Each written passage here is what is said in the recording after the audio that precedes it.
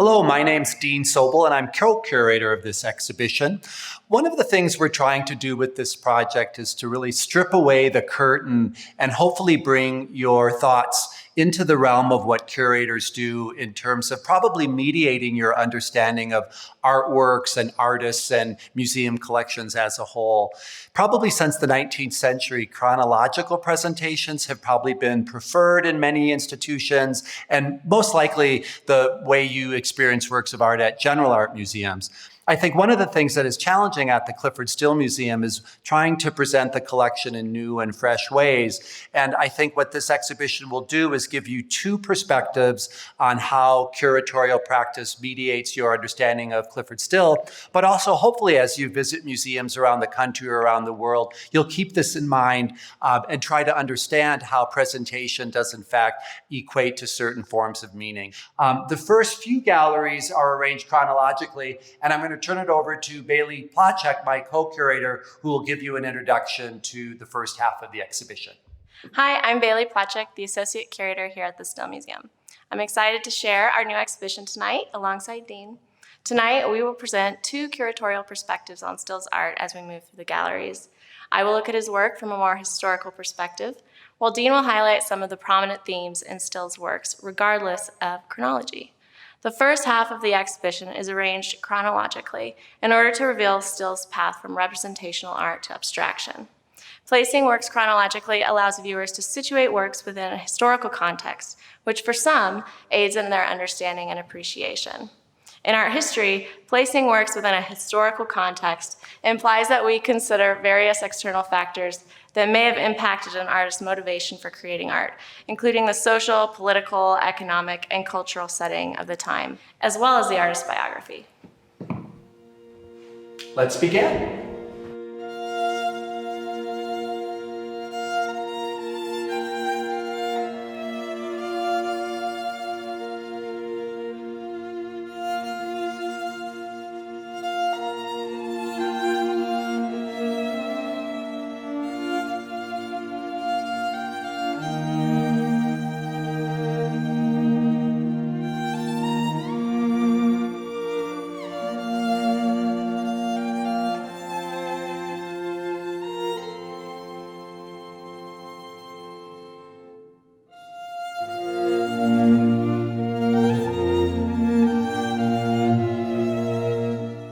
Still painted these works in 1935 as a graduate student at Washington State College in Pullman, Washington.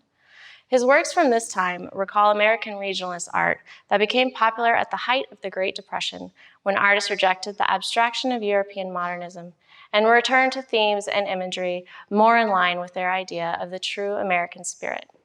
Most regionalist works were rendered in precise detail, were figurative, and focused on the narrative, storytelling aspects of art.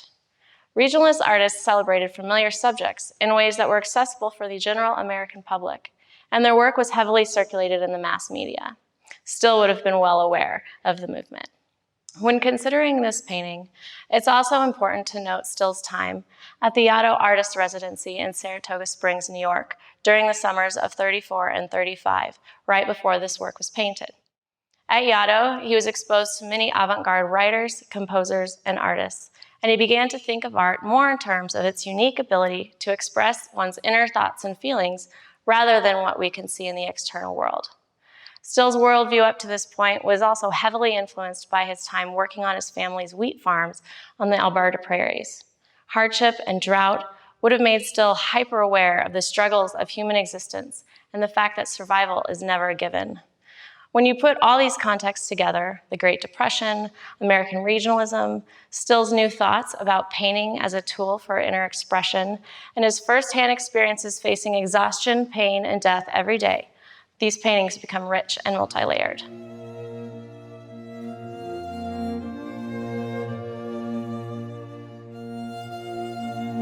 I think it's important to emphasize the figure style, the important connections of these works to Still's biography, and probably things relating to American art in the 1930s. But I think it's easy to overlook, and even in the mid-1930s, what an amazing colorist Still is. In both of the pictures here, we see a preference for the primary colors. I think the way color can establish shape and form, oftentimes in simple geometric shapes. And all of that will become extrapolated and exploited in the key expressionistic abstractions of the 1940s and 50s. But I think it's very important to look at the origins of color in Still's work in this gallery as well.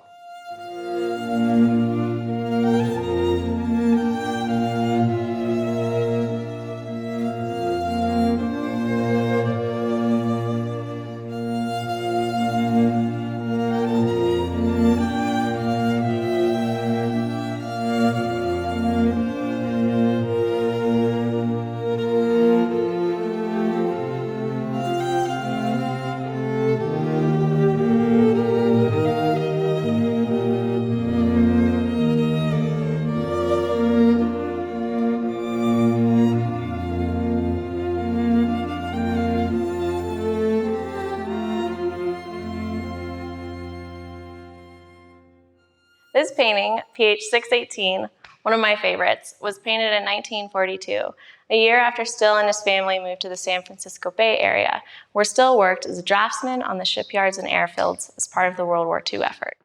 You can see from the small watercolor notes shown beside this painting that Still created lots of little sketches of his surroundings, in addition to the blueprint studies he did for his job. When these small sketches are compared with the painting, we see how Still translated these everyday forms into a mysterious, otherworldly scene on canvas.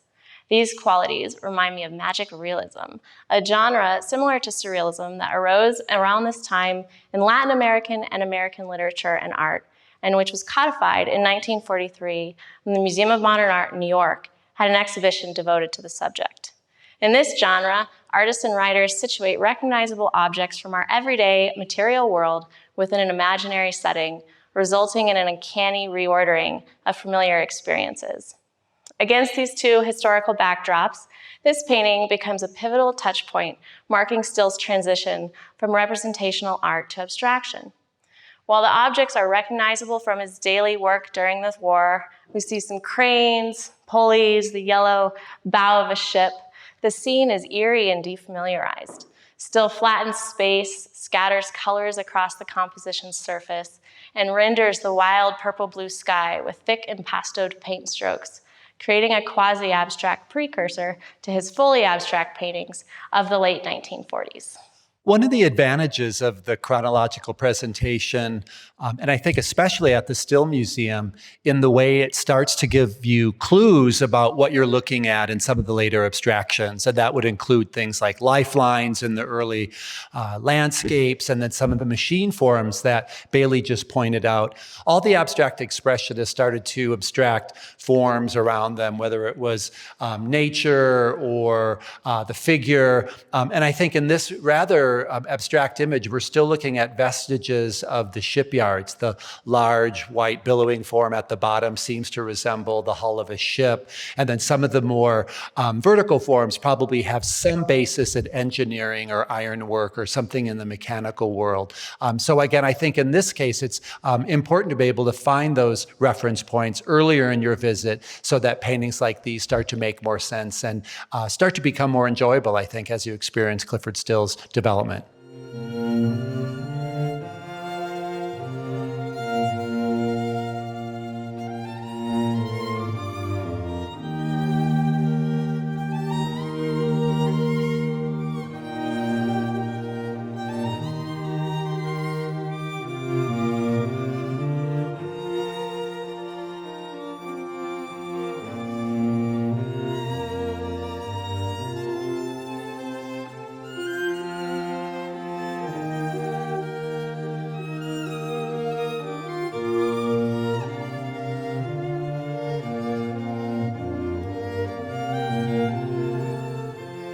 The fourth gallery in the exhibition, titled 1946 to 1950, Abstract Expressionism Emergence, has several paintings from the late 1940s when Still was teaching at the California School of Fine Arts in San Francisco. This was a tremendously fertile period in which his paintings gained new power through vibrant colors, jagged forms, and heavily encrusted surfaces.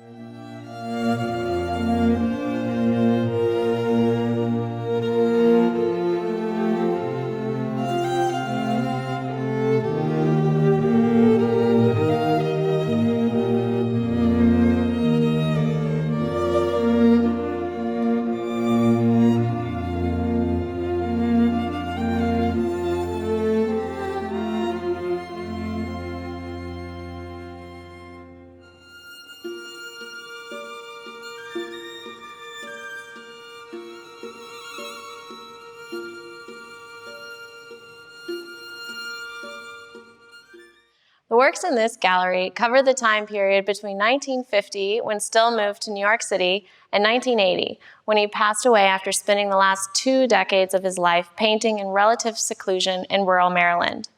Still's paintings from his time in New York increase in both drama and scale, and often feature jagged, locked-in forms and gigantic fields of rich color. Still's success in the art world grew significantly throughout the 1950s, as abstract expressionism, the art movement that he helped initiate, began to take off across the country and the world. It's worth noting that the rise of AbEx is wrapped up in a lot of political and social issues, having emerged in the climate of Cold War politics and social conservatism in America. Fueled by the fear of communist infiltration and influence, abstract expressionism was championed as a symbol of freedom, individualism, and other American ideals. While positioning an artist's work in a traditional chronological narrative may assist in our understanding and help chart its progression over time, there are disadvantages to this type of display. It's more traditional, expected, it can become monotonous, and it can water down important ideas found in an artist's work across time. Ultimately, Clyfford Still sought to create a monumental art form that is open to interpretation and that transcends time and history itself. So it is important to consider his work from a variety of perspectives.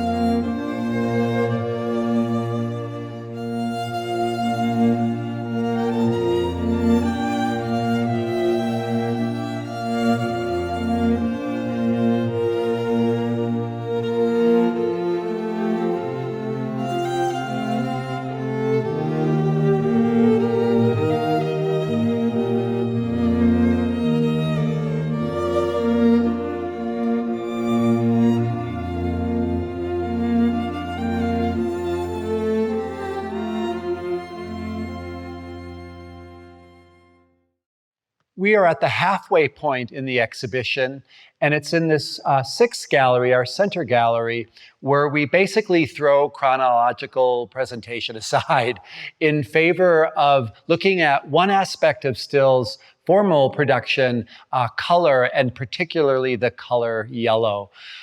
All of the abstract expressionists had very interesting relationships to color, I suppose. Still and Rothko and Joan Mitchell were very interested in color, where arguably Robert Motherwell and Franz Klein were probably less interested in it. But I think Still had a very, very special relationship with this particular color. We see bright and very specific yellows in the early work in the 20s and the 30s. And then certainly by the abstract expressionist period, the late 40s and 1950s, he really just sort of goes to town with a range of yellows, different ways in which he applies them. And I think equally important, how he knows that certain highlight or accent colors will make those yellows pop anymore. I think in half of the pictures in this room, he uses purples or blues as an accent. In some of those, and perhaps others, he uses red or orange orange, but it's really the yellow that engulf us, and particularly the vast expanses of it, in some cases, 10-foot wide canvases, principally of various shades of yellow, give us a very, very different perspective on Still's use of color than what we might see in smaller portions as it's distributed in a chronological presentation.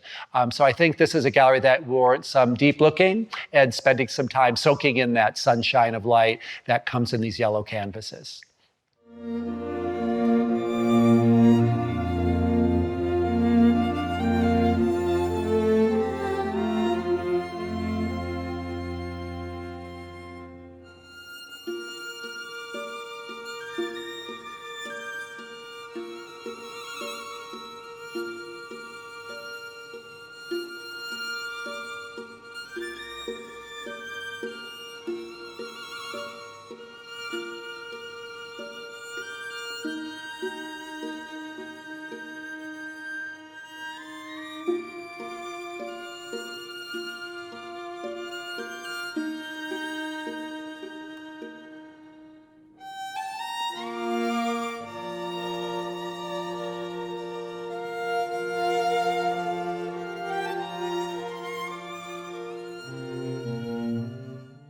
We're in the 7th gallery, titled Man and the Machine. In addition to views of the landscape and various interpretations of the human figure, Still's pre-abstract work also includes depictions of man-made elements, especially tools and machinery.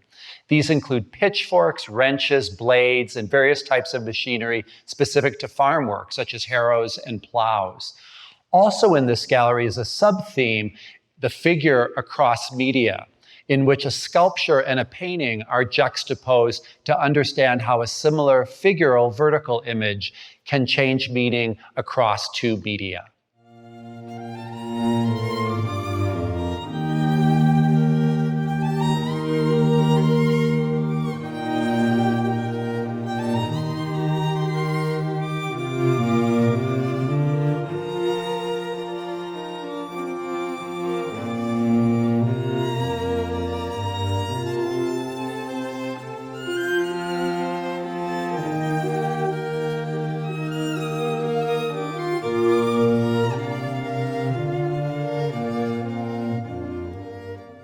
Another aspect of Still's art that I would venture to say may go undetected would be Still's tendency to deal with doubles or pairs, ideas of duality. We see it again very early in the figures, oftentimes with male and female. And then when the figures become more abstracted, he has a certain predilection for using pairs of rising vertical forms. I think this gets us into the realm of subject matter in Still's art. Even at its most abstract, I think we're pretty certain that the vertical lines do represent the farm workers, the life force that generates their being, or even more perhaps abstract concepts of duality, light and dark, small and big, wide and flat. All of these ideas, I think, are expressed in Still's art, again, from the very beginning until some of his last abstractions. Beyond thinking about this doubling elements, these rising forms that Dean talked about, it assumes an added layer of meaning when we situate it within Still's biography. In 1951, the year he made this giant work, Still withdrew his work from public exhibition and sale, thereby famously removing himself from the art world. I want to read an excerpt from a letter Still wrote to his first wife, Lillian, in 1951, which is actually part of a huge group of letters and diary notes our archives team just released to the public. Still stated, "All hell is popping here. I have retired from the Betty Parsons Gallery for reasons you can well guess. Our interests are so opposite on every plane that there is nothing but loss and mockery for me to remain in it. I don't belong to the world she and the rest represent, nor do they understand mine. I am on my own again."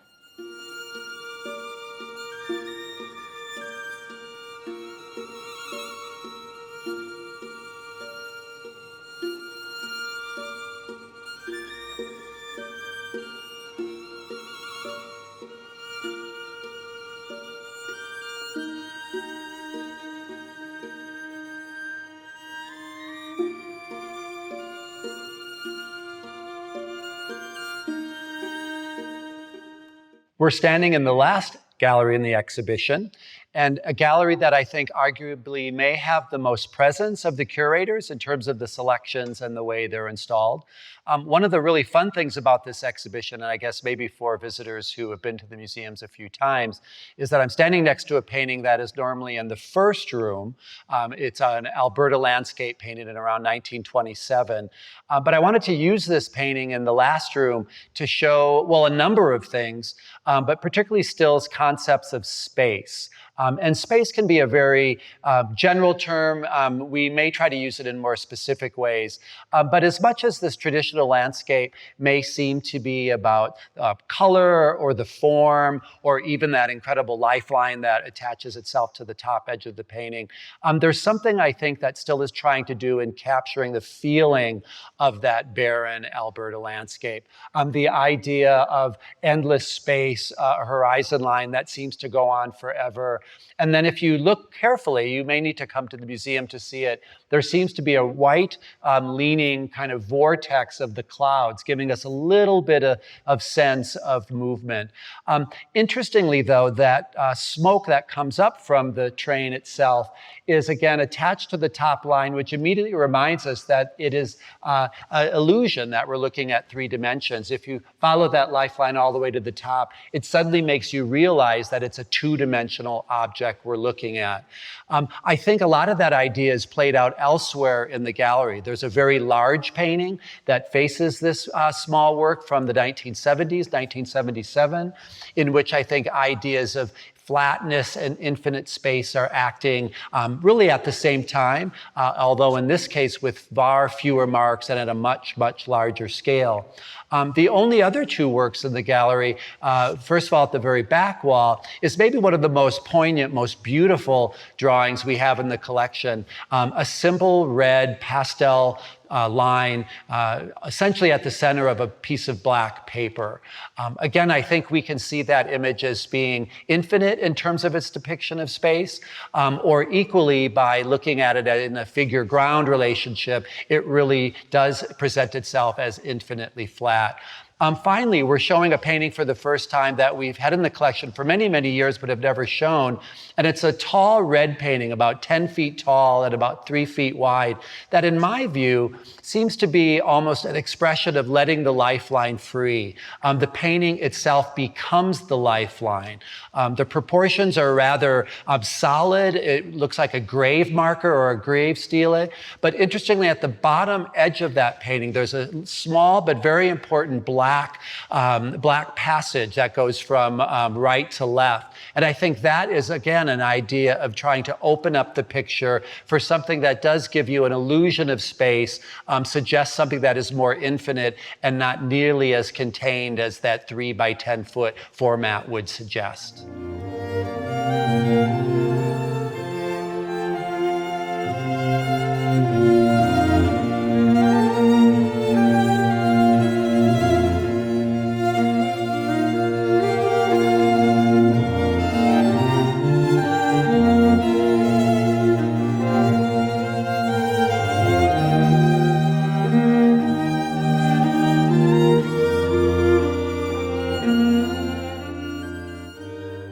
Thank you for spending some time with us today in our new exhibition, Stories We Tell, The Collection's 2 Ways. We hope that these 2 complementary but distinct presentations have not only revealed some of the main foundations of Clyfford Still's art, but also inspire a more critical evaluation of how museums present their collections and the ways in which that this impacts visitor understanding and appreciation.